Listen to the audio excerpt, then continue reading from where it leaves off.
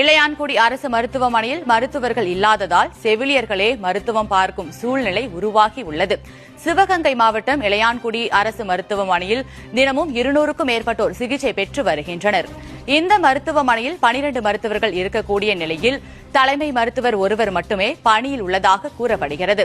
ஒரு மருத்துவர் மட்டுமே புறநோயாளிகள் மற்றும் உள்நோயாளிகள் பிரிவை கவனித்து வருவதால் புறநோயாளிகள் பல மணி நேரம் காத்திருந்து சிகிச்சை பெறுவதாக நோயாளிகள் குற்றம் சாட்டுகின்றனர். மேலும் இரவு நேரங்களில் மருத்துவமனையில் மருத்துவர் இல்லாததால் செவிலியர்களே அதிகம் மருத்துவம் பார்க்கும் நிலை உருவாகி உள்ளது.